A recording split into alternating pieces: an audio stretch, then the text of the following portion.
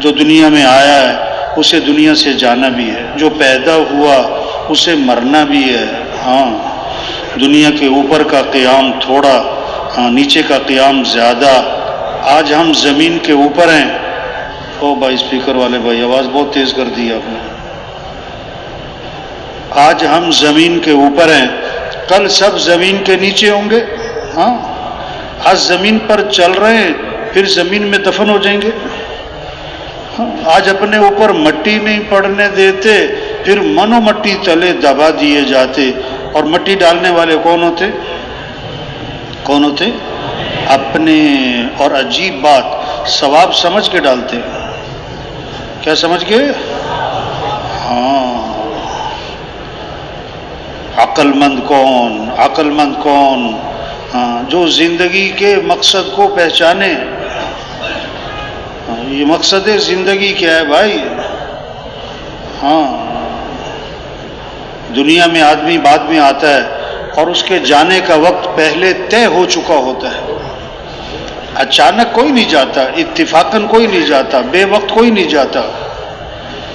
ہاں، heart attack سے کوئی نہیں مرتا، بجلی سے، کرنٹ سے، آگ لگنے سے، ایکسیڈنٹ سے، نہ نہ نہ نہ، ہر آدمی اپنے وقت پہ مرتا ہے۔ اور اگر وقت پورا نہیں ہوا تو جہاز سے گر کے بھی نہیں مرتا۔ ہاں، دنیا میں آنے کی ترتیب ہے، باپ سے پہلے بیٹا نہیں آتا، جانے کی کوئی ترتیب نہیں، دادا موجود ہے پوتا چلا جاتا ہے۔ دنیا میں آنا ہوتا ہے 9 مہینے پہلے پتہ لگ جاتا ہے، دنیا سے جانا ہوتا ہے 9 سیکنڈ پہلے پتہ نہیں ہوتا ہے۔ ہاں، یہ تبلیغ کیا ہے؟ یہ اجتماع کہ ہم اپنی حیثیت کو پہچانیں، اپنی ذمہ داری کو پہچانیں، اپنی زندگی کے مقصد کو پہچانیں۔ ہاں، ہم دنیا میں کیوں آئے؟ ہمارا کام کیا ہے؟ ہماری ذمہ داری کیا ہے؟ ہمیں کیا کرنا ہے؟ ہمیں اپنی جان کہاں لگانی؟ اپنی صلاحیت کہاں لگانی؟ ہاں، یہ زندگی امانت ہے، امانت ہے۔ ہاں، یہ نہیں کہ میری زندگی، اچھا بھائی اگر یہ آپ کی زندگی تو موت کیوں آئی؟ میری جوانی تو بڑھاپا کیوں آیا؟ میری صحت تو بیماری کیوں آئی؟ میری طاقت تو ضعف کیوں آیا؟ ہاں، آپ کے بال سفید ہو رہے ہیں، آپ بال سفید نہ ہونے دو۔ نہیں نہیں نہیں نہیں، ہمارے اوپر ہماری نہیں چلتی۔ یہ زندگی امانت ہے۔ زندگی کیا ہے بھائی؟ ہاں، اس میں خیانت نہ ہو، خیانت نہ ہو۔ پھر اس کو بند کرو۔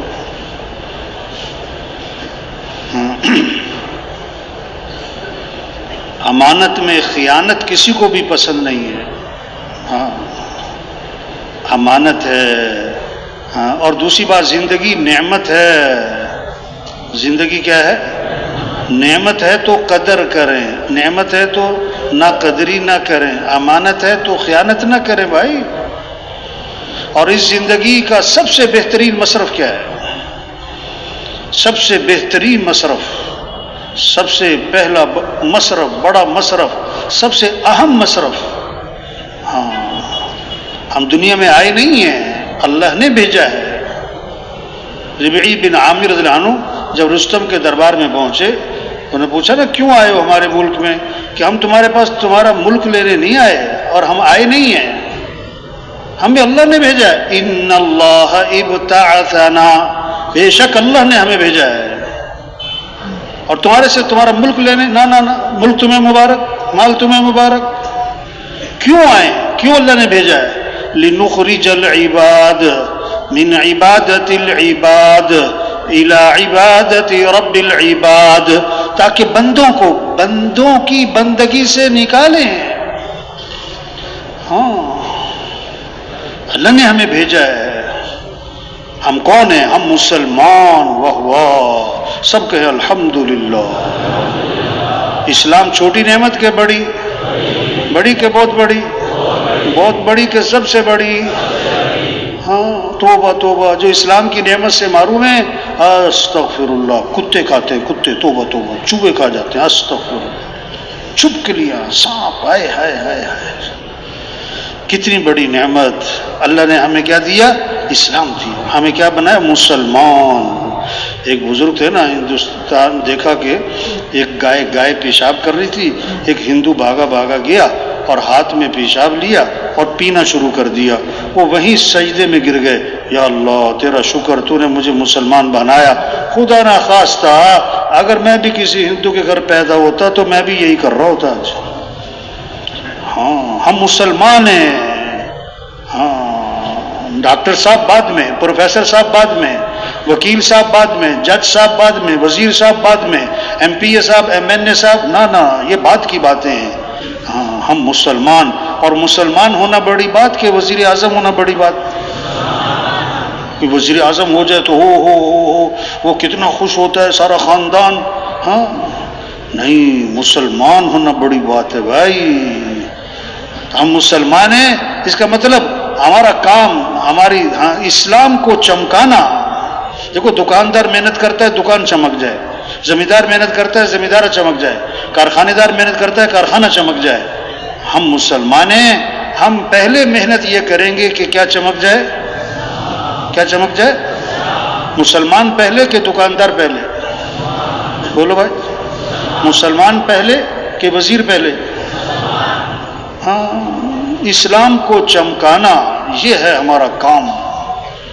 اسلام چمکے گا تو مسلمان بھی چمکے گا. اسلام کو عزت ملے گی تو مسلمانوں کو بھی عزت ملے گی.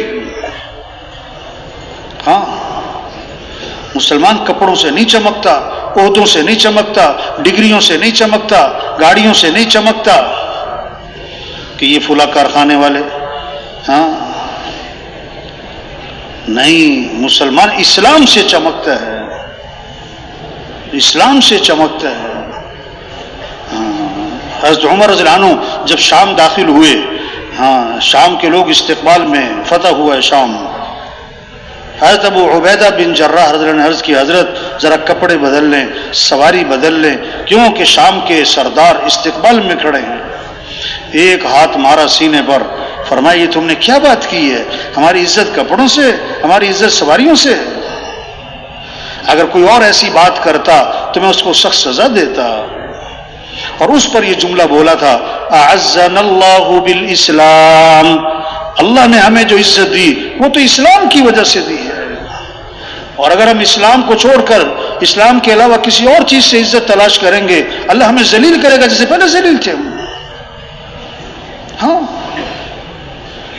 ہم مسلمان ہیں، ہماری جان مال اسلام کے لیے، ہمارا جینا مرنا اسلام کے لیے. اسلام چمک جائے، اسلام کا بول بالا ہو. ہم حضرت محمد مصطفیٰ صلی اللہ علیہ وسلم کے امتی ہیں. آپ آخری نبی ہیں، قیامت تک کوئی نبی نہیں آئے گا.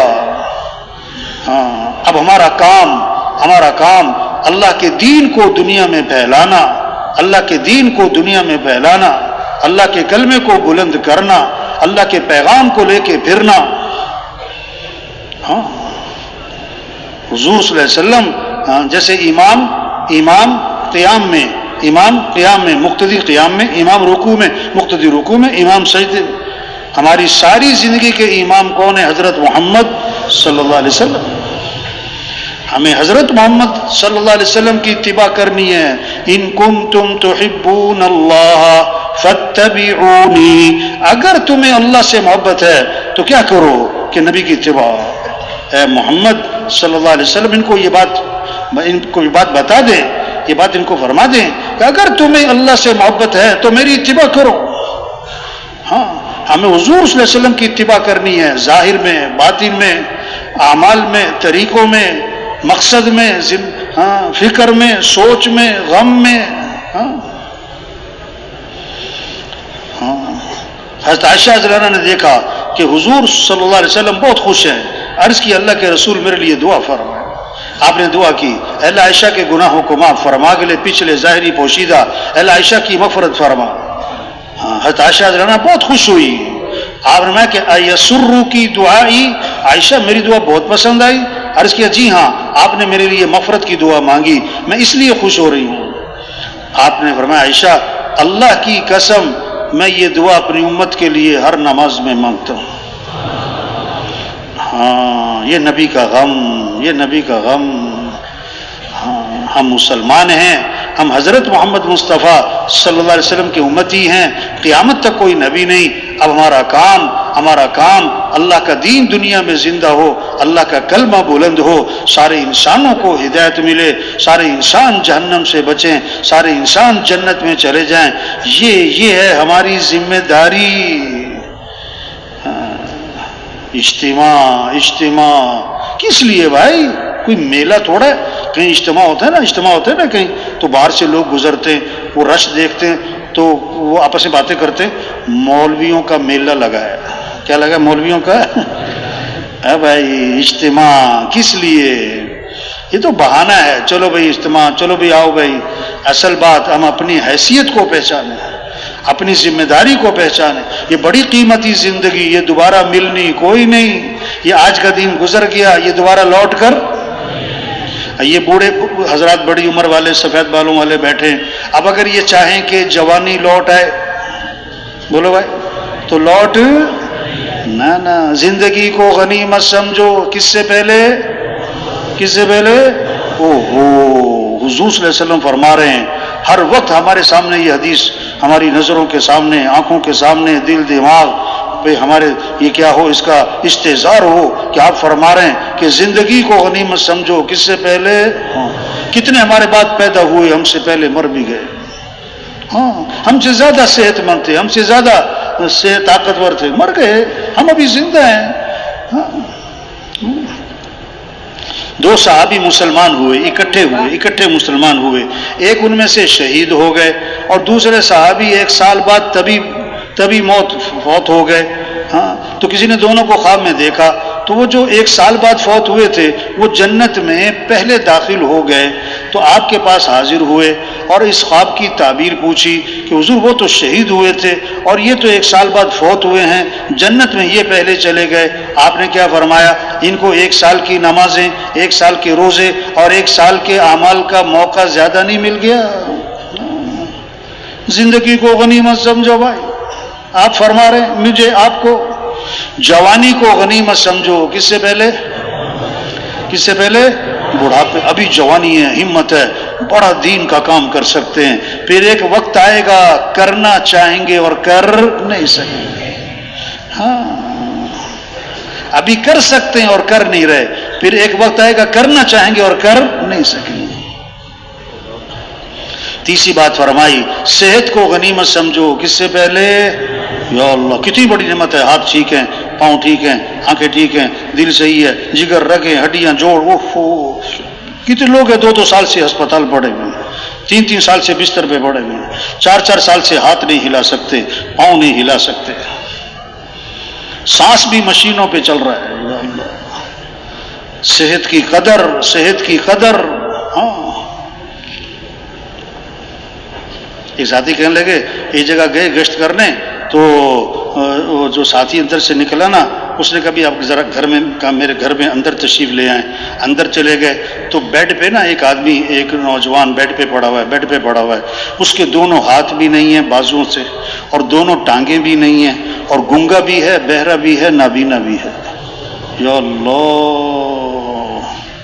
انہوں نے کہا یہ میرا بیٹا ہے اور یہ 22 سال کا ہے. ہاں مخصوص طریقے سے ہلتا ہے تو پتہ لگتا ہے بھوک لگی ہے، کچھ کھلا دیتے ہیں. مخصوص طریقے سے ہلتا ہے تو پتہ لگتا ہے اس کو پیشاب وغیرہ کی حاجت ہے، اس کو حاجت کروا دیتے ہیں. اور یہ اس کی زندگی ہے اور یہ ہماری ڈیوٹی ہے، اور یہ کب تک رہے گی اللہ جانے کب تک رہے گی.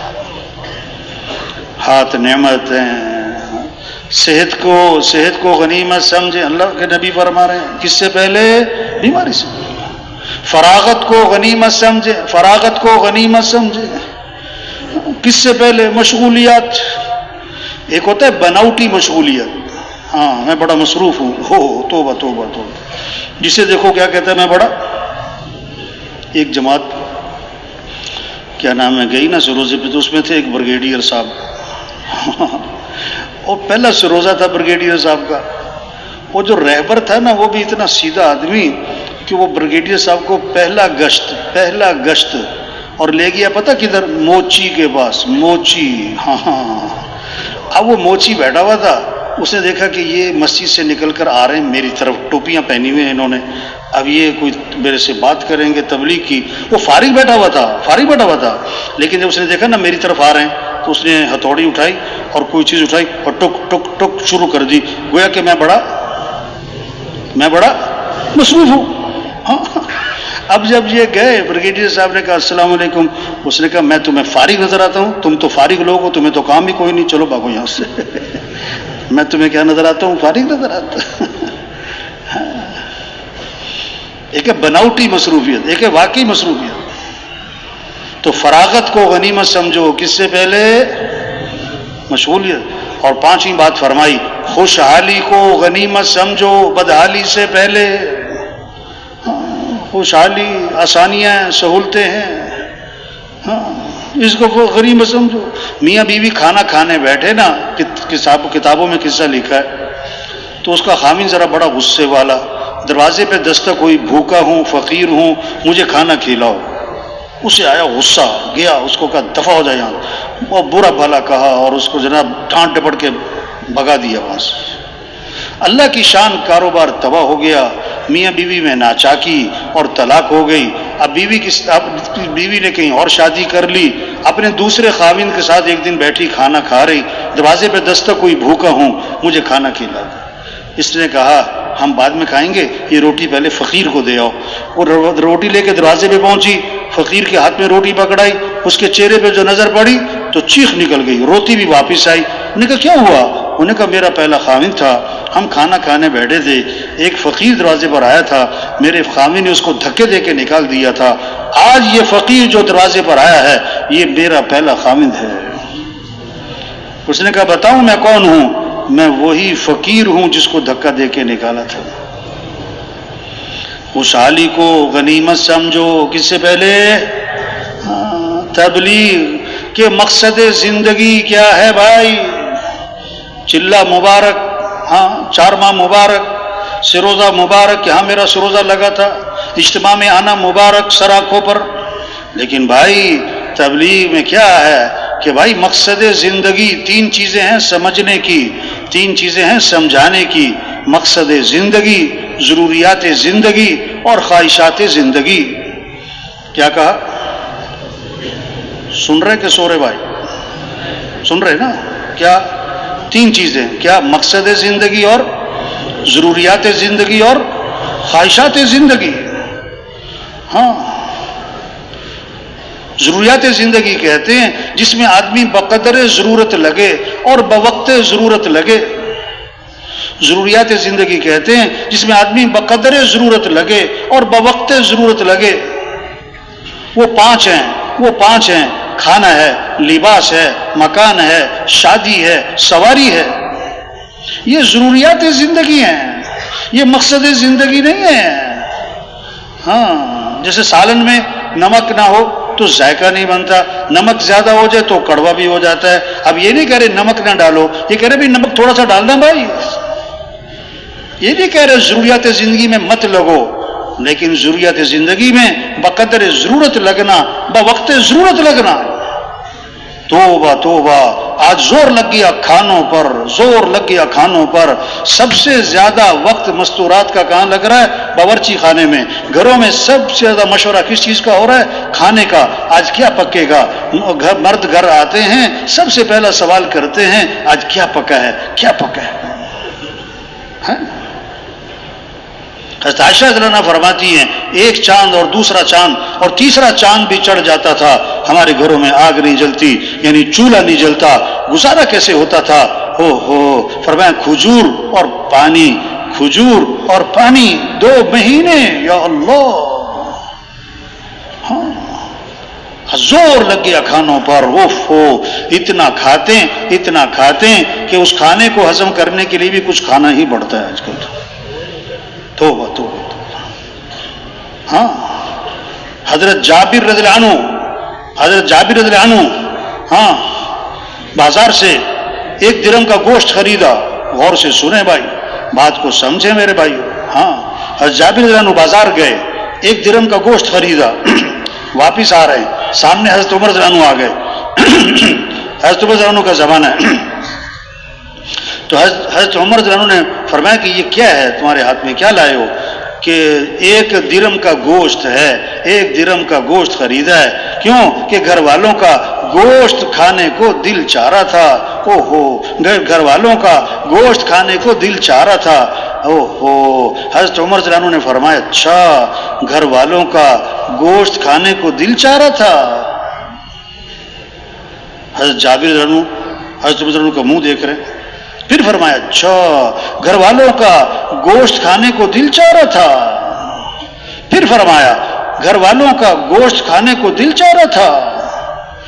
آگے حضرت جابر رضی اللہ عنہ فرماتے ہیں کہ حضرت عمر رضی اللہ عنہ نے یہ بات اتنی دفعہ دہرائی کہ میں دل میں کہہ رہا تھا کاش میرا درم کہیں گم ہو جاتا یا حضرت عمر سے میرا آمنا سامنا نہ ہوتا۔ بیٹے کے گھر گئے، حضرت عمر رضی اللہ عنہ بیٹے کے گھر گئے تو بیٹے نے گوشت پکایا ہوا، پوچھا کہ یہ گوشت کیوں پکایا؟ جواب دیا گوشت کھانے کو دل چاہ رہا تھا، گوشت کھانے کو دل چاہ رہا تھا۔ حضرت عمر رضی اللہ عنہ نے فرمایا کفا بالمرء سرفا ان یاکل کل ما اشتہت نفسہ، آدمی کے فضول خرچ ہونے کے لیے یہ کافی ہے کہ جو جی چاہے کھانا شروع کر دے، جو جی چاہے کھانا شروع کر دے۔ ہاں زور لگ گیا کھانوں پر، توبہ توبہ توبہ۔ دوسرا زور لگ گیا کپڑوں پر۔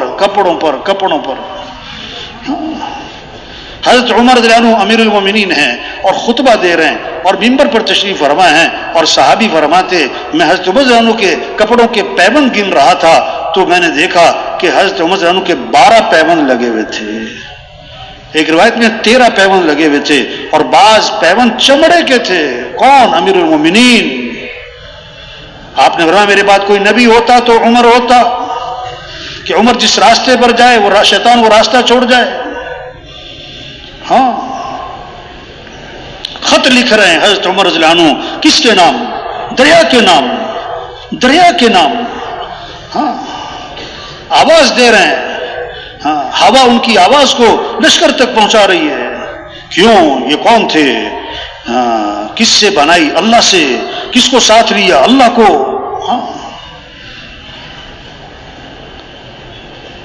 زور لگ گیا کپڑوں پر۔ مستورات کو پہلی پریشانی یہ ہوتی ہے کہ الماری میں جگہ نہیں، اور دوسری پریشانی یہ ہوتی ہے کہ پہننے کو کپڑے بھی نہیں ہیں، تو الماری کس سے بھری ہوئی ہے؟ ہوا سے۔ نہیں، ڈیزائن کیا ہو گئے؟ پرانے۔ توبہ توبہ توبہ، ڈیزائن کیا ہو گئے؟ پرانے۔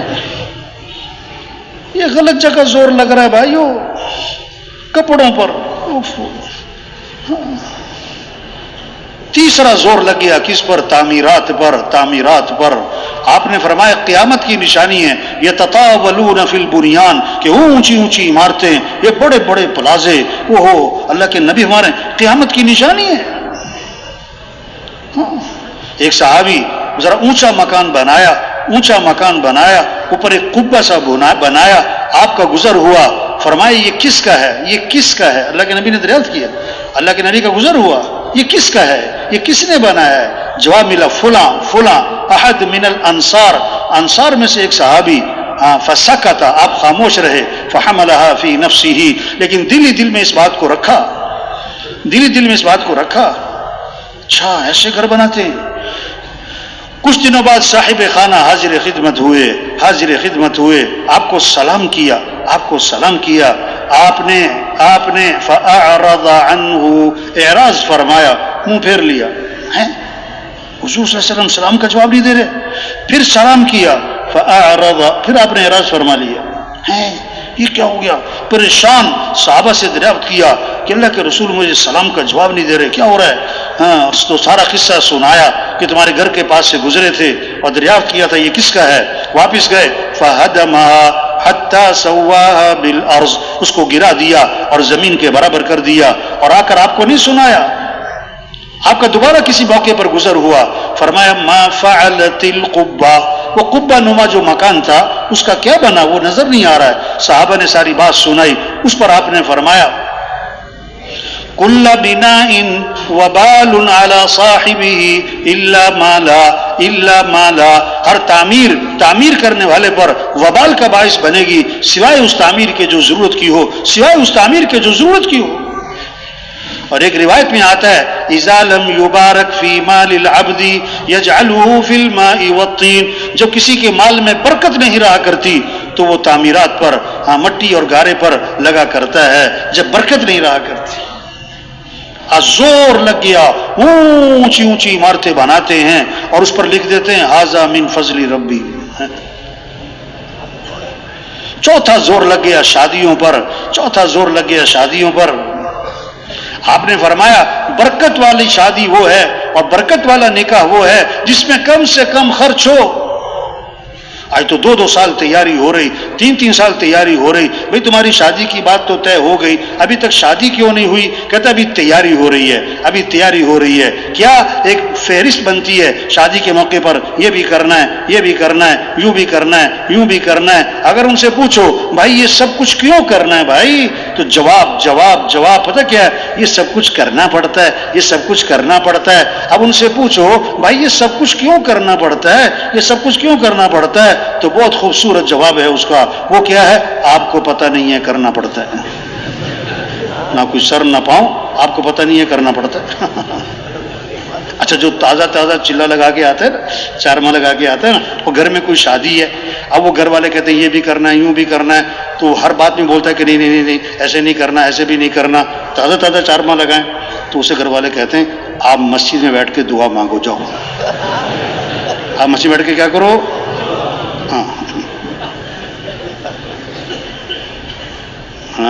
عبد الرحمن بن عوف رضی اللہ عنہ، ان کی شادی ہوئی اور حضور صلی اللہ علیہ وسلم کو پتہ بھی نہیں۔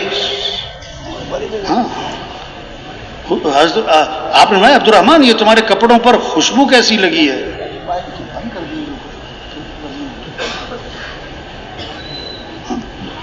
یہ کپڑوں پر خوشبو کیسی لگی؟ اس موقع پر ایک خوشبو لگا کرتی تھی شادی کے موقع پہ۔ تو جواب دیا حضور میں نے شادی کی ہے، میں نے شادی کی، تزوجت۔ اچھا آپ نے کہ ولیمہ کر لینا، ہاں چاہے بکری کیوں نہ ہو، یعنی شکوہ نہیں تھا کہ بھی شادی کی ہے تو مجھے تو پتہ بھی نہیں، نکاح تو میرے سے پڑھوانا چاہیے تھا، تو نہیں شادی ہو گئی۔ شریعت کا مزاج، شادی سادی ہو، سستی ہو، آسان ہو، جلدی ہو، یہ تو شیطانی مزاج ہے، شادی مہنگی ہو، مشکل ہو، رواج کے ساتھ ہو، تاخیر کے ساتھ ہو۔ ہاں 5واں زور لگ گیا کس پر؟ سواریوں پر۔ اور صحابہ کا ایک سفر ایسا تھا کہ پاؤں میں جوتا بھی نہیں تھا، ننگے پاؤں، ہاں کپڑے پھاڑ پاؤں پہ لپیٹے،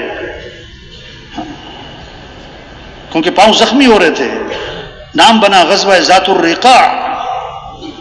یہ 5 ضرورتیں بھائیوں، کھانا ہے، لباس ہے، مکان ہے، شادی ہے، سواری ہے، یہ مقصد زندگی نہیں ہے، یہ ضروریات زندگی ہیں۔ اس میں بقدر ضرورت لگنا ہے، بقدر ضرورت لگنا ہے۔ مقصد زندگی کہتے ہیں، مقصد زندگی کسے کہتے ہیں؟ جس پر آدمی جان لگاتا ہے، دل دماغ لگاتا ہے، صبح شام لگاتا ہے، اپنی قوت لگاتا ہے، جس کو زیادہ بولتا ہے، زیادہ سنتا ہے، زیادہ سوچتا ہے، جس کے لیے آدمی زیادہ سفر کرتا ہے، اور جس کے نفع پر بڑی خوشی ہوتی اور جس کے نقصان پر بڑا صدمہ ہوتا۔ اور مقصد زندگی کیا ہے؟ جس کو آدمی زیادہ اللہ سے مانگتا ہے، جس کو زیادہ اللہ سے مانگتا ہے، وہ مقصد زندگی۔ تو مقصد زندگی کیا ہے؟ اللہ کا دین دنیا میں زندہ ہو، اللہ کا کلمہ بلند ہو، سارے انسانوں کو ہدایت ملے، سارے انسان جہنم سے بچیں، سارے مسلمان پورے اسلام پر آئیں، غیروں کے لیے اسلام کا دروازہ کھولے۔ یہ ہماری ذمہ داری، یہ ہماری زندگی کا مقصد، اس لیے اللہ نے ہمیں دنیا میں بھیجا ہے، اس لیے اللہ نے ہمیں دنیا میں بھیجا ہے، یہ ہمارا کام ہے۔ تو سب دل سے نیت کریں ہمیں یہ کام کرنا ہے انشاءاللہ۔ اللہ کے دین کو دنیا میں پھیلانا ہے انشاءاللہ، اللہ کے کلمے کو بلند کرنا ہے انشاءاللہ، اللہ کے پیغام کو لے کے پھرنا ہے انشاءاللہ۔ اور اب 30 سال زندگی کے گزر گئے، 40 سال گزر گئے، 50 سال گزر گئے، صلاحیت کہاں لگی؟ بولو بھائی، یہ جو گزشتہ زندگی گزری ہم سب اپنا اپنا محاسبہ کریں، ہماری صلاحیت کہاں لگی، ہمارا دل دماغ کہاں لگا، ہماری صبح شام کہاں لگی، ہماری قوت کس پہ خرچ ہوئی؟ ہو مال کمانے پہ، ضرورتیں پوری کرنے پہ، ایک چھوٹی سی دکان پہ، چھوٹے سے دفتر پہ، چھوٹے سے کاروبار پہ، یہ ہوا ظلم، یہ ہوا ظلم۔ ظلم کہتے ہیں وضع الشیء فی غیر محلی، چیز کو وہاں لگا دینا جو اس کی جگہ ہی نہیں، اس کی جگہ ہی نہیں، غیر محل میں اس کو لگا دینا۔ ہاں صلاحیت دی اللہ نے، کس لیے؟ اللہ کے دین کو پھیلاتے، اللہ کے پیغام کو لے کے پھرتے، لوگوں کو اللہ کی طرف بلاتے۔ وہ صلاحیت لگ گئی کس پر؟ مال کمانے پر، ایک دکان سے 2 دکانیں بنانے پر، چھوٹی دکان سے بڑی دکان بنانے پر، ایک فیکٹری سے 2 فیکٹریاں لگانے پر، ہمیں وزارتیں حاصل کرنے پر، عہدے حاصل کرنے پر، حکومتیں حاصل کرنے پر ہم نے وہ صلاحیت لگا دی۔ یہ ہم سے ظلم ہوا، اور ظالم کی دعا قبول نہیں ہوتی ہے۔ ظالم کی دعا جب امر بالمعروف چھوڑ دیں گے، نہیں منکر چھوڑ دیں گے، اب دعائیں مانگیں گے اور دعائیں قبول نہیں ہوں گی، سوال کریں گے پورا نہیں کیا جائے گا، مدد مانگیں گے مدد نہیں کی جائے گی، اپنے کام سے ہٹ گئے۔ ہاں تو بھائیو، آج تک ہم سے جو غفلت ہوئی اس دعوت کے کام میں، اپنی صلاحیتیں ہماری غلط جگہ لگی، اس پر اللہ سے معافی مانگیں۔ حاجی صاحب رحمۃ اللہ علیہ بہت اس بات کو فرماتے تھے، آج نماز نہ پڑھنے والا اپنے آپ کو قصوروار سمجھتا ہے، روزہ نہ رکھنے والا مانتا ہے کہ میری غلطی ہے، زکوٰۃ نہ دینے والا اس کو احساس ہے، حج نہ کرنے والا کہتا ہے ہاں میرے سے غلطی ہو رہی، لیکن ایک مسلمان نماز پڑھتا ہے، روزہ رکھتا ہے اور صدقے کرتا ہے، زکوٰۃ دیتا ہے، حج کرتا ہے، اعتکاف بیٹھتا ہے، عمرے کرتا ہے، بڑے بڑے خیر کے کام کرتا ہے، لیکن دین کی محنت نہیں کرتا۔ اللہ کا دین دنیا میں زندہ ہو اسے کوئی فکر نہیں، سارے انسانوں کو ہدایت ملے اسے کوئی فکر نہیں، مسجدیں آباد ہو جائیں اسے کوئی اس کا احساس نہیں، اس کی کوئی کوشش نہیں، وہ اپنے آپ کو قصوروار بھی نہیں سمجھتا۔ ہاں تو سب سے بڑا جرم ہوا ہم نے دین کی محنت کو چھوڑا، دین کی محنت کو چھوڑا۔ ہاں بعض دفعہ گشت کرنے جاؤ نا کسی کے پاس، تو جس کے پاس گشت کرنے جاؤ نا وہ کہتا ہے اچھا آپ میرے پاس ہے، میں تو ابھی نماز پڑھ کے آیا ہوں، پہلی سب میں تو میں نماز پڑھتا ہوں، آپ فلاں کے پاس جاؤ وہ نماز نہیں پڑھتا، اسے جا کے سمجھاؤ، وہ سمجھ رہا ہے یہ تبلیغ والے نماز کی دعوت دے رہے ہیں اور میں تو نماز پڑھتا ہوں۔ ہاں ایک ایس ایچ او کے پاس، کیوں بھائی سن رہے کہ نہیں سن رہے؟ بھائی دھیان سے سن رہے نا؟ ہاں تھک تو نہیں گئے؟ ایک ایس ایچ او کے پاس ایک آدمی آیا، ایس ایچ او کے پاس ایک آدمی آیا، کہنے لگا صاحب میرے گھر چوری ہو گئی۔ کیا کہنے لگا؟ صاحب میرے گھر کیا ہو گئی؟ چوری ہو گئی۔ اب ایس ایچ او کہنے لگا او بھائی میں نے کوئی چوری نہیں کی، میں نے کوئی چوری، اب سچی بتاؤ یہ سچ بول رہا ہے کہ جھوٹ بول رہا ہے؟ سچ بول رہا ہے نا، لیکن صحیح بول رہا ہے کہ غلط بول رہا ہے؟ ہاں سچ بول رہا ہے، واقعی اس نے چوری نہیں کی، لیکن غلط جواب دے رہا ہے۔ ہم اس لیے نہیں آئے کہ آپ نے چوری کی، آپ اس علاقے کے ذمہ دار ہو، یہاں چوری ہونی نہیں چاہیے، اب چوری ہو گئی ہے اور اس کا سراغ لگانا یہ بھی آپ کی ذمہ داری ہے۔ ہاں بھائی میں تو نماز پڑھتا ہوں، بھائی میں تو ابھی عمرہ کر کے آ رہا ہوں، میں تو ہر سال بھائی تبلیغ میں کہہ رہے دیکھو بھائی ہم مسلمان ہیں، ہم حضور صلی اللہ علیہ وسلم کے امتی ہیں، آپ کے بعد کوئی نبی نہیں ہے، یہ اللہ کا دین دنیا میں چمک جائے، اللہ کا کلمہ بلند ہو جائے، سارے انسانوں کو ہدایت ملے، یہ ہماری ذمہ داری ہے۔ ہم نے اس کام کو چھوڑا ہوا ہے، اس پر اللہ سے معافی مانگیں، اس پر اللہ سے معافی مانگیں، اور بقیہ زندگی کے بارے میں نیت کریں کہ اپنی صلاحیتوں کو اللہ کے دین کے پھیلانے پر لگائیں گے انشاءاللہ۔ یہ جذبہ پیدا ہو، ہاں اس کی نیت ہو، کیا کرنا ہے؟ سب سے پہلے کیا کرنا ہے؟ کیسے سب اللہ کو پہچانے؟ بچہ پیدا ہوا، سب سے پہلا جملہ اس کے کان میں کیا ڈالا؟ اللہ اکبر اللہ اکبر۔ سب سے بڑا کون ہے؟ اللہ۔ سب سے بڑا کون ہے؟ اللہ۔ سب سے پہلی آواز ہر گاؤں، ہر بستی میں، ہر محلے میں ابھی اندھیرا ہے اور سناٹا ہے، اور پہلی آواز کیا گونجی؟ اللہ اکبر اللہ اکبر۔ سب سے بڑا کون ہے؟ اللہ۔ سب سے بڑا کون ہے؟ اللہ۔ کچھ نہ تھا کائنات میں، اور کون تھا؟ اللہ۔ اور پھر کچھ نہ رہے گا، کون رہ جائے گا؟ اللہ۔ اول بھی کون؟ اللہ۔ آخر بھی کون؟ اللہ۔ ظاہر بھی کون؟ اللہ۔ باطن بھی کون؟ اللہ۔ سب محتاج ہیں، اور صمد کون؟ یا ایھا الناس انتم الفقراء الی اللہ۔ اے لوگو تم سب کے سب فقیر ہو، سب کے سب فقیر ہو، اور غنی کون؟ اللہ۔ سب ضعیف ہیں اور قوی کون؟ اللہ. سب عاجز ہیں اور قادر کون؟ اللہ. سب مخلوق ہیں اور خالق کون؟ اللہ. سب محکوم ہیں اور حاکم کون؟ اللہ. تو ہمیں کس کو راضی کرنا ہے؟ ہمیں کس کو ساتھ لینا ہے؟ ہمیں کس سے محبت کرنی ہے؟ ہمیں کس کی طرف دوڑ لگانی ہے؟ فَفِرُّوا إِلَى اللَّهِ. یہ نہیں فرمایا فَامْشُوا إِلَى اللَّهِ، چلو اللہ کی طرف، نہ نہ نہ نہ نہ، بلکہ کیا فرمایا؟ فَفِرُّوا إِلَى اللَّهِ، دوڑ لگا دو کس کی طرف؟ اللہ کی طرف.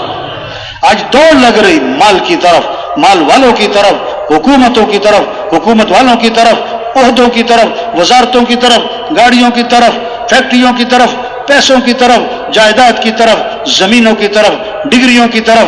نہیں نہیں، دوڑ لگاؤ کس کی طرف؟ اللہ کی طرف.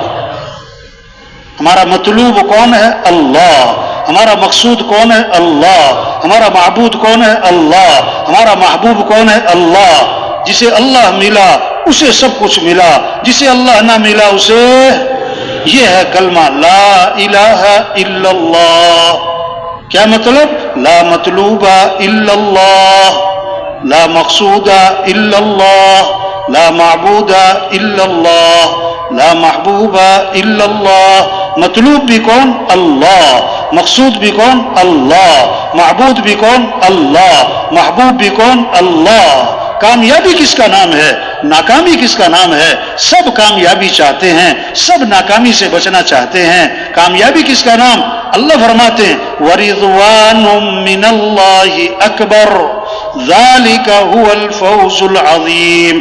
اللہ کو راضی کرنا یہ بہت بڑی بات، اور یہی تو سب سے بڑی کامیابی ہے. ہاں، مال مل جانا کامیابی نہیں، حکومتوں کا مل جانا کامیابی نہیں، عہدوں کا مل جانا کامیابی نہیں، شہرت کا ہو جانا یہ کوئی کامیابی نہیں. اللہ کا مل جانا یہ کامیابی ہے، اللہ کا ساتھ ہو جانا یہ کامیابی ہے، اللہ کو پا لینا یہ کامیابی ہے. ناکامی کیا ہے؟ اللہ کو کھو دینا، اللہ کا ناراض ہونا، اللہ کو نہ پانا. منزل پر پہنچنے کے لیے رخ سے ہی کرنا زیادہ ضروری ہے یا رفتار تیز کرنا زیادہ ضروری ہے؟ سن رہے کہ نہیں سن رہے بھائی؟ کیا کہا؟ منزل پر پہنچنے کے لیے رخ سے ہی کرنا زیادہ ضروری ہے یا رفتار تیز کرنا زیادہ ضروری ہے؟ ہاں، رخ سے ہی کرنا یہ زیادہ ضروری ہے. آج رفتار بہت تیز ہے، آج رفتار بہت تیز ہے. ہر آدمی کہتا ہے میرے پاس ٹائم نہیں ہے، میں بڑا مصروف آدمی ہوں. ہاں، بڑا مصروف آدمی ہوں، وقت کا خیال کریں، میں ٹائم نہیں ہے میرے پاس. توبہ مصروف، ہاں، ٹائم نہیں ہے. رفتار بڑی تیز ہے لیکن رخ غلط ہے. تبلیغ میں رخ سے ہی کیا جا رہا ہے. او میرے بھائی اللہ کو ساتھ لے لو، او میرے بھائی اللہ کو ساتھ لے لو. اللہ کے بغیر ہم کچھ بھی نہیں، اللہ کے بغیر ہم کچھ بھی نہیں. آپ بڑے مالدار، اللہ کے بغیر کچھ بھی نہیں. آپ بڑے حکمران، اللہ کے بغیر کچھ بھی نہیں. آپ بڑے ارب پتی کھرب پتی، اللہ کے بغیر کچھ بھی نہیں. آپ بڑے پہلوان، اللہ کے بغیر کچھ بھی نہیں. آپ کا 10 کنال کا بنگلہ، اللہ کے بغیر کچھ بھی نہیں. اللہ کو ساتھ لینا ہے. ہمارا مطلوب اللہ ہے. ہمارے پاس جو کچھ ہے کس نے دیا ہے؟ آنکھیں ہیں تو کس نے دی؟ ہاتھ ہیں تو کس نے دیے؟ بولنے سننے کی طاقت کس نے دی؟ کھانا کون کھلاتا ہے؟ پانی کون پلاتا ہے؟ ہمیں جانا کس کے پاس ہے؟ تو ہمیں کس کو راضی کرنا ہے؟ ہاں، کھانا کب اچھا لگتا ہے؟ جب بھوک زیادہ ہو یا کھانا بہت عمدہ ہو. کیا کہا بھائی؟ کھانا کب اچھا لگتا ہے؟ جب بھوک زیادہ ہو یا کھانا بہت عمدہ ہو. ہاں، کھانا بہت عمدہ ہے اور بھوک نہیں ہے، نخرے کرے گا. اور اگر کھانا بہت سادہ ہے اور بھوک بہت زیادہ ہے، ہر لقمے میں مزہ آئے گا. واہ جی واہ، کھانا عمدہ نہیں، بھوک ہے. ہم ایک بار جا رہے تھے موریتانیہ نا، تو ہم نے نا وہ پراٹھے بنائے، آلو کے پراٹھے اور چٹنی پودینے کی چٹنی. ساتھیوں کو نہیں بتایا. ہاں، وہ اپنے بیگ میں کیا ہے دسترخوان میں لپیٹ کے رکھ لیے. اب جب پہنچے نا ہم ترکی، اب 18 گھنٹے ہو گئے تھے ان پراٹھوں کو بنے ہوئے. جب ہم نے دیکھا نا ساتھیوں کو لگ گئی یہ بھوک بڑی سخت قسم کی، میں نے کہا آجو بھائی آجو بھائی. اب دسترخوان کھولا اور جناب پراٹھے نکالے ٹھنڈے یخ اور چٹنی. اب سب کھا رہے ہیں اور ہر لقمہ کھاتے ہوئے کہتے ہیں مولوی صاحب بڑا مزے کے پراٹھے. اور پراٹھے مزے کے نہیں ہیں، بھوک بڑے مزے کی ہے. وہ بھوک سے مزہ آ گیا. ہاں تو بھائیو جب اللہ کو پہچانیں گے پھر عمل کا شوق، پھر کس کا شوق ہوگا؟ ہاں لا الہ الا اللہ محمد الرسول اللہ. اللہ تک پہنچنے کا راستہ حضرت محمد مصطفیٰ صلی اللہ علیہ وسلم کی اتباع ہے. ہاں یہ ہے نمونہ، یہ ہے نمونہ. لقد کان لکم فی رسول اللہ اسوۃ حسنہ. نمونہ کون ہے؟ کہ حضرت محمد مصطفیٰ صلی اللہ علیہ وسلم ہے. ہر آدمی نقل مارتا ہے، نقل آج کل نقل. تو ہمیں کس کی نقل مارنی ہے؟ حضرت محمد صلی اللہ علیہ وسلم کی نقل مارنی ہے. یہ ہے عزت والے، عزت چاہیے تو ان کی اتباع کرنی ہوگی. یہ ہے سب سے کامیاب ترین ہستی. کامیابی چاہیے تو آپ کا دامن پکڑنا ہوگا. ہاں جیسے دودھ کے ساتھ سفیدی جڑی ہوئی ہے اور جیسے شہد کے ساتھ مٹھاس جڑی ہوئی ہے، دودھ سے سفیدی جدا نہیں ہو سکتی، شہد سے مٹھاس جدا نہیں ہو سکتی.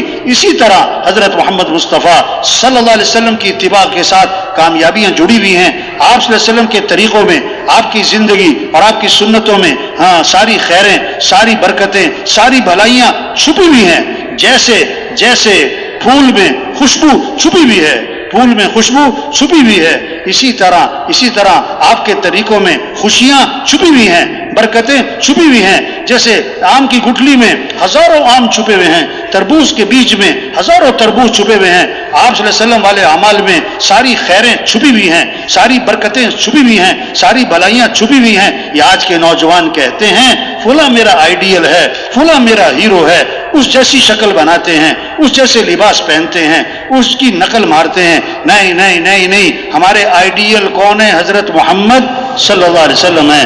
ہمارے ہیرو کون ہے؟ حضرت محمد صلی اللہ علیہ وسلم ہے. ہمیں حضور کی اتباع کرنی ہے. اللہ نے ہمیں سب سے اونچی شان والے نبی دیے جن کی شان کو درخت بھی پہچانے، پہاڑ بھی پہچانے، جانور بھی پہچانے. حضرت علی رضی اللہ عنہ فرما رہے ہیں میں مکہ مکرمہ میں حضور صلی اللہ علیہ وسلم کے ساتھ جا رہا تھا، شروع کا زمانہ ہے، آپ درخت کے پاس سے گزرے تو درخت سے آواز آئی السلام علیکہ یا رسول اللہ. آپ پہاڑ کے پاس سے گزرے تو پہاڑ سے آواز آئی السلام علیکہ یا رسول اللہ. ایک صحابی آئے حضور میرا اونٹ بھدک گیا اور بے قابو ہو گیا اور رسی توڑوا لی ہے اور باغ پہ قبضہ ہے اور کاٹنے کو پڑتا ہے. آپ باغ میں تشریف لے گئے، اونٹ نے آپ کو دیکھا تو بھاگا آیا اور آپ کے سامنے سر جھکا دیا. آپ نے نکیل ڈالی اور وہ فرما بردار ہو گیا. صحابہ نے عرض کیا حضور یہ اونٹ آپ کو پہچانتا ہے؟ فرمایا صرف اونٹ نہیں، یہ ساری کائنات مجھے پہچانتی ہے کہ میں اللہ کا رسول ہوں اور میں خاتم الانبیاء ہوں. سوائے کافروں مشرکوں کے وہ نہیں مجھے پہچانتے. تبلیغ میں یہ محنت ہے، کیسے دل اللہ کی عظمت سے بھر جائیں، اللہ کی محبت سے بھر جائیں، حضور صلی اللہ علیہ وسلم کی اتباع کا جذبہ پیدا ہو. ہر ضرورت میں، ہر حاجت میں ہمیں رجوع کس کی طرف کرنا ہے؟ اللہ کی طرف. ساری کائنات کے نظام کو چلانے والا کون ہے؟ بولو بھائی. حالات بنانے والا کون ہے؟ خوشیاں دینے والا کون ہے؟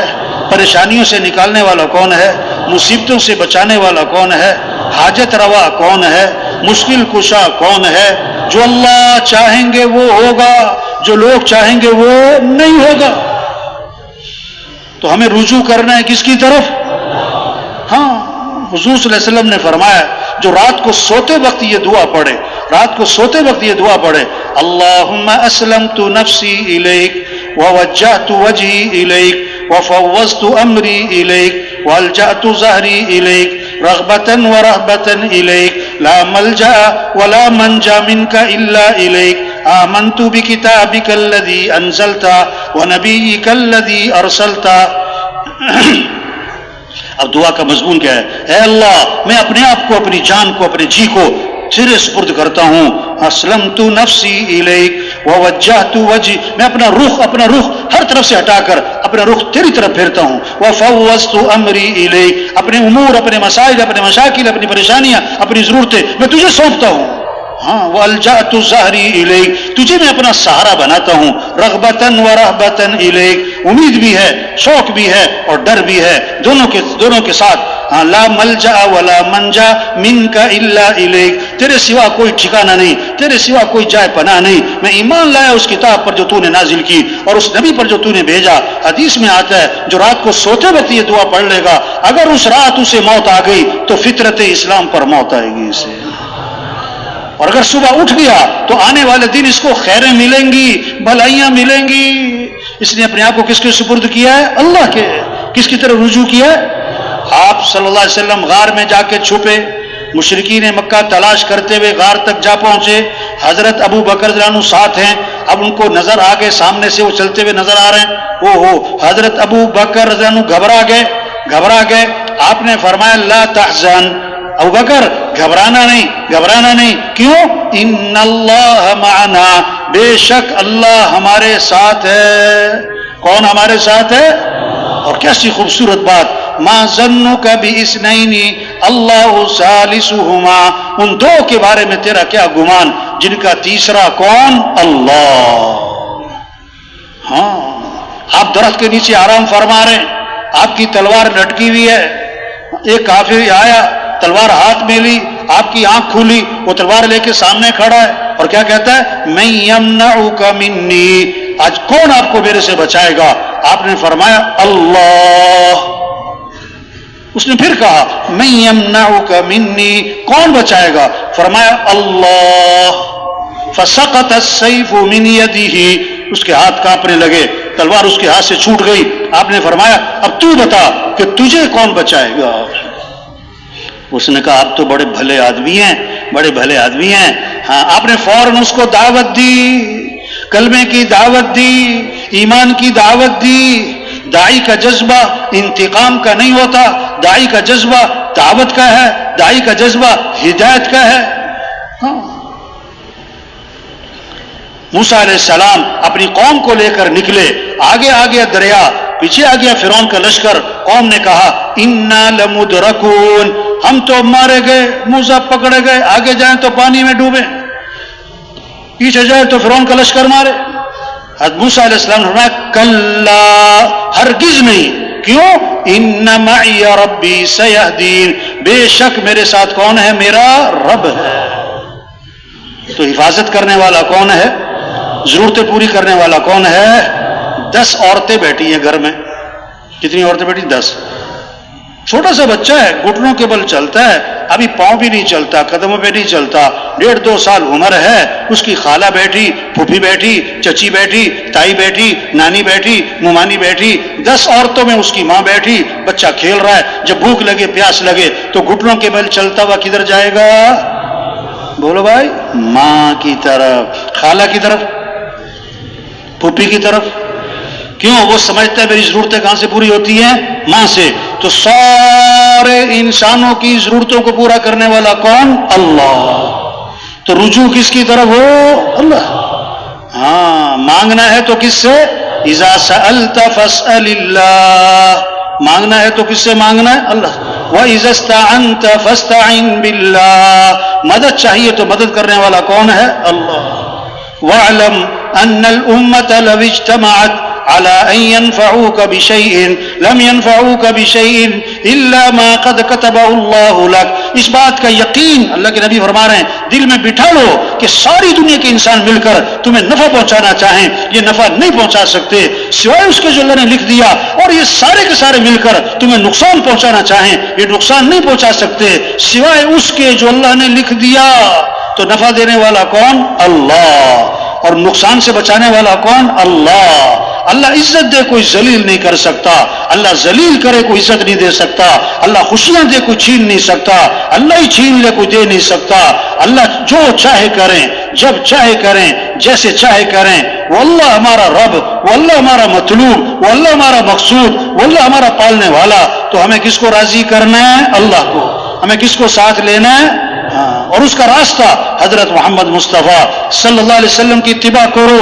آپ ایک سفر میں تھے، پورا لشکر ساتھ تھا، پانی ختم ہو گیا، سارے جانور پیاسے ہیں، لشکر پیاسا ہے، اور صحابی فرماتے ہیں ایک پیالہ پانی تھا، آپ نے اپنا ہاتھ مبارک اس پیالے میں داخل فرمایا تو آپ کی انگلیوں سے پانی کے چشمے پھوٹ پڑے. سارا لشکر سیراب ہو گیا، پانی ختم نہ ہوا. صحابی فرماتے ہیں 1,00,000 بھی ہوتے تو پانی ختم نہیں ہونا تھا.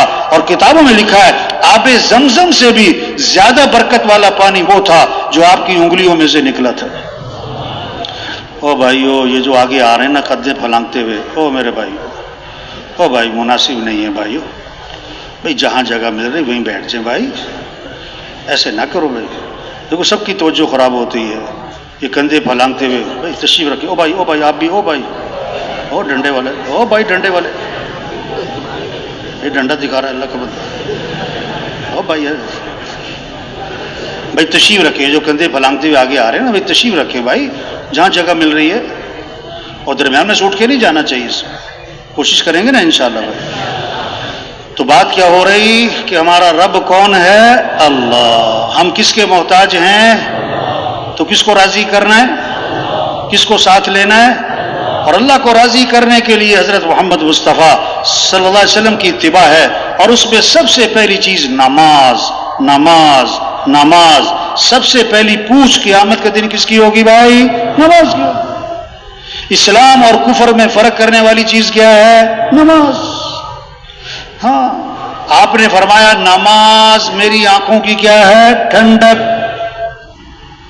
بھائی یہ بیٹھ جاؤ بھائی، یہ جو چل پھر رہے نا بھائی، آپ جو بھائی پیرے والے ساتھی کو بٹھاؤ بھائی، سب آپ کی طرف دیکھ رہے ہیں. ہاں آپ نے فرمایا کہ نماز میری آنکھوں کی کیا ہے؟ ٹھنڈک. ہاں آپ نے فرمایا سراسر ظلم ہے، سراسر کفر ہے، سراسر نفاق ہے اس شخص کا فعل جو مؤذن کی آواز سنے اور نماز کو نہ جائے. یہ محنت ہے، یہ ذمہ داری ہے، یہ کام ہے کہ کیسے سب اللہ کو پہچانے. جو اللہ کو پہچانے گا وہ اللہ کی مانے گا، اور جو اللہ کی مانتا نہیں کیونکہ وہ اللہ کو پہچانتا نہیں. دکان میں نفع رکھنے والا کون ہے؟ اللہ.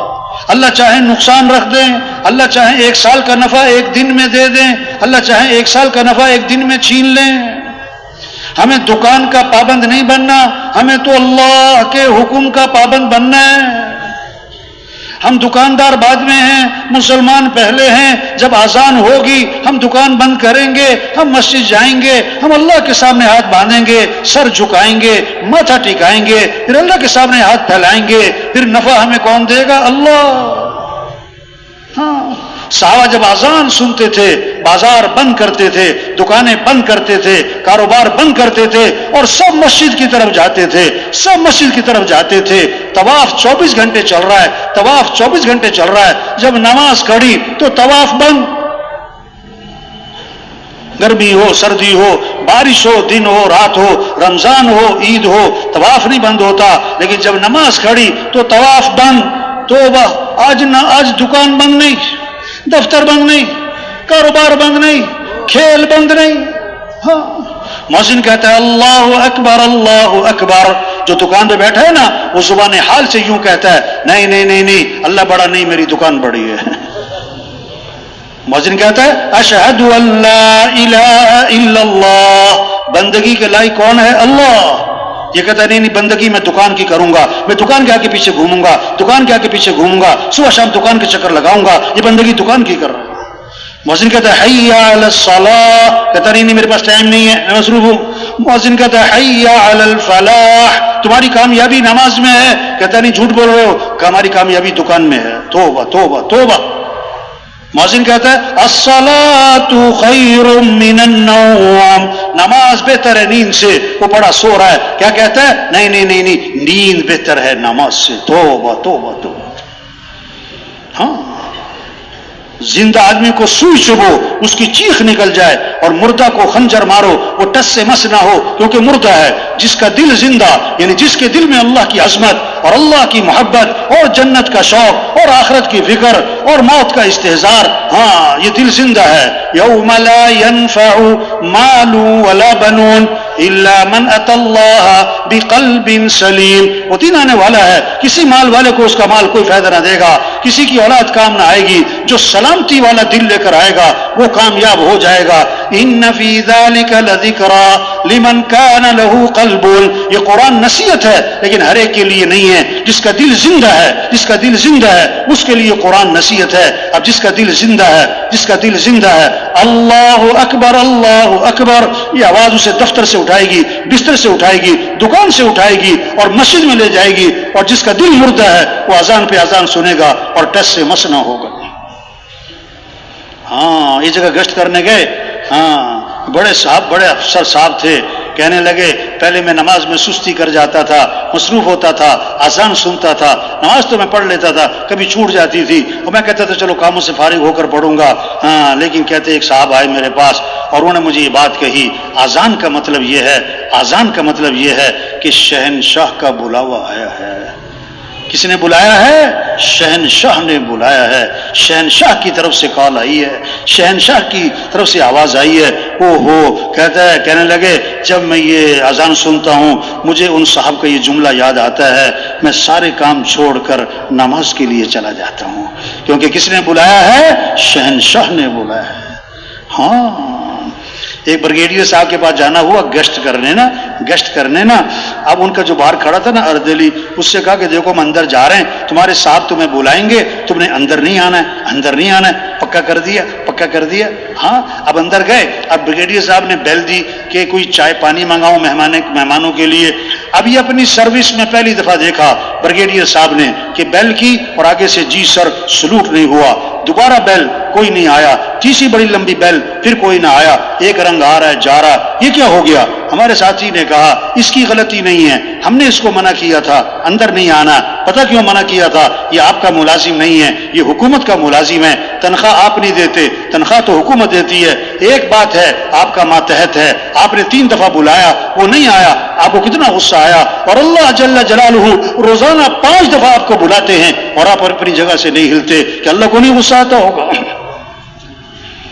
انہوں نے کہا ہاں آج میری سمجھ میں آئی بات, میرا ماتحت میری نہ مانے, مجھ پر کیا بیتی. اور میں اللہ کا بندہ ہو کہ اللہ کی نہیں مانتا. اللہ پھر بھی کھلاتا ہے, پھر بھی پلاتا ہے, پھر بھی ہوائیں ہمارے لیے چلتی ہیں, پھر بھی ہماری آنکھ دیکھتی ہے, زبان بولتی ہے. میں نے کہا سر آج سے میرا وعدہ ہے, آج کے بعد میں کبھی نماز نہیں چھوڑوں گا. یہ محنت ہے. اذان ہو تو بازار بند. اجتماع کے بعد یہ خبریں آئیں کہ جی کراچی میں فلاں مارکیٹ جو ہے وہ اذان پہ بند ہو رہی ہے. مارکیٹ کے صدر بیٹھے ہوئے ہیں, مارکیٹ کی کمیٹی والے بیٹھے ہوئے ہیں, ان کی میٹنگ ہوتی ہے, کمیٹی کی میٹنگ ہوتی ہے, ایجنڈا بنتا ہے. ایجنڈے میں یہ بھی لکھا ہو کہ ہماری مارکیٹ کیسے اذان پہ بند ہو, کیسے اذان پہ بند ہو. ہاں اب میٹنگ ہو رہی ہے کہ کیسے سیکورٹی کا اور کیمرے لگنے چاہیے, گن مین کھڑا ہونا چاہیے, ہاں اور یہاں پر لائٹ لگنی چاہیے. ٹھیک ہے یہ بھی کریں. میرے بھائیوں, یہ کمیٹی والے, یہ مارکیٹ کے صدر صاحب یہ بھی تو سوچیں کہ ہماری مارکیٹ اذان پہ کیا ہونی چاہیے, بند ہونی چاہیے. ہاں واہ واہ, کیا خوبصورت ماحول ہوگا کہ فجر میں مسجدیں بھری ہوئی ہیں, اذان پہ بازار بند ہو رہے ہیں, ساری مارکیٹیں بند ہو رہی ہیں. ہمارے وکیل صاحب مسجد جا رہے ہیں, ہمارے جج صاحب مسجد جا رہے ہیں, ہمارا مزدور مسجد جا رہا ہے, ہمارا چنچی والا مسجد جا رہا ہے. ہاں یہ ہم نے اللہ سے دعا مانگے کہ اللہ ہم نے تیرے دین کو مٹتا تو دیکھا ہے, اللہ ہمیں ان آنکھوں سے اپنے دین کی بہاریں بھی دکھا دے. ہم یہ منظر اپنی آنکھوں سے دیکھیں کہ اذان پہ سارا بازار کیا ہو گیا, بند ہو گیا. یہ محنت ہے کہ سب اللہ کو پہچانے. حدیث میں آتا ہے جس نے فجر کی نماز پڑھی, پھر ظہر کی نماز پڑھی, اللہ ظہر تک کے اس کے گناہ معاف فرما دیں گے. عصر پڑھی عصر تک کے معاف, مغرب پڑھی مغرب تک کے معاف, عشاء پڑھی عشاء تک کے معاف. اور حدیث میں آتا ہے جس نے عشاء کی نماز جماعت سے پڑھ لی, فجر کی نماز جماعت سے پڑھ لی, ساری رات اسے عبادت کا ثواب ملے گا. واہ ہاں. اور حدیث میں آتا ہے جس نے ایک نماز چھوڑی, توبہ, جس اس کا گھر بھی, مال بھی, گھر والے سب ہلاک ہو گئے, سب چھین لیے گئے. حضرت عمر رضی اللہ عنہ نے فجر کی نماز میں ایک صحابی کو نہیں دیکھا, پتہ کیا ان کے گھر جا کر، ان کی والدہ نے کہا کہ سائرہ نوافل پڑھتے رہے، فجر میں آنکھ لگ گئی، فرمایا سائرہ سوتے رہتے، فجر مسجد میں پڑھتے، یہ زیادہ بہتر ہے۔ دو باتیں سمجھ میں آئیں اس قصے سے، جو مسجد میں نظر نہ آئے اس کا پتہ کرو، اور رات کو اتنی عبادت بھی نہ کرو کہ فجر میں اٹھنا مشکل ہو جائے۔ یہ تبلیغ کیسے سب اللہ کو پہچانے، اللہ کی مانے، نماز زندہ ہو جائے، رمضان ہے تو روزہ، ابھی رمضان میں 2 مہینے باقی ہیں اور رجب کا چاند نظر آ رہا ہے، اور حضور صلی اللہ علیہ وسلم کو رمضان کا شوق چڑھ گیا، اور اب یہ دعا مانگ رہے ہیں، اے اللہ ہمارے رجب میں برکت دے، ہمارے شعبان میں برکت دے، اور اے اللہ ہمیں رمضان تک تو پہنچا دے، ہمیں رمضان تک تو واہ واہ شوق چڑھ جائے، او روزے رمضان آ رہا ہے، او بھائی روزے رکھیں گے، او بھائی تراویح پڑھیں گے، او برکت والا مہینہ آ رہا ہے، رحمت والا مہینہ آ رہا ہے، مغفرت والا مہینہ آ رہا ہے، دعاؤں والا مہینہ آ رہا ہے، دعاؤں والا مہینہ آ رہا ہے، اللہ سے دعائیں مانگیں گے، اللہ سے دعائیں مانگیں گے۔ حدیث میں آتا ہے جب رمضان کا مہینہ شروع ہوتا ہے، اللہ عرش اٹھانے والے فرشتوں سے فرماتے ہیں اپنی اپنی عبادت چھوڑ دو، اب تمہارا ایک ہی کام ہے، روزے داروں کی دعاؤں پر آمین کہتے رہو۔ ہاں شوق پیدا ہو۔ حدیث میں آتا ہے جس نے رمضان کا ایک روزہ چھوڑ دیا، اب ساری زندگی روزے رکھتا رہے تو ایک روزہ چھوڑنے کا جو نقصان ہوا اس کی تلافی نہیں ہو سکتی۔ جب ایمان بنے گا، جب اللہ سے تعلق ہوگا، جب اللہ کی معرفت ہوگی، جب اللہ کو پہچانے گا، اب اللہ کو راضی کرنے کا جذبہ، اب نماز کا شوق، رمضان ہے تو روزے کا شوق، جب مال آئے گا، ایمان والے کے پاس جب مال آئے گا اس سے کیا شوق ہوگا، ایک اور پلاٹ لے لوں، ایک اور گاڑی لے لوں، ایک اور اچھی ٹائلیں لگا لوں، نہ جب ایمان والے کے پاس مال آئے گا اس کے اندر شوق، کون بیوہ ہے، کون یتیم ہے، کون مسکین ہے، کون غریب ہے، کون ضرورت مند ہے، کون بے گھر ہے، کس کی چھت ٹپکتی ہے، کون بھوکا ہے، کون پیاس، کس کی بچیاں بیٹھی ہوئی ہیں، اس کا ذہن ادھر چلے گا، خرچ کرنے کا، جمع کرنے کا نہیں۔ قرآن میں مال جمع کرنے کا حکم نہیں آتا، مال جمع کرو، مال جمع کرو، ہاں یہ حکم کئی دفعہ آتا ہے، خرچ کرو، خرچ کرو، خرچ کرو۔ ہاں کھانے میں بھی مزہ ہے، کھلانے میں بھی مزہ ہے، جب ایمان مضبوط ہوگا پھر کھانے میں مزہ کم آئے گا اور کھلانے میں مزہ زیادہ آئے گا۔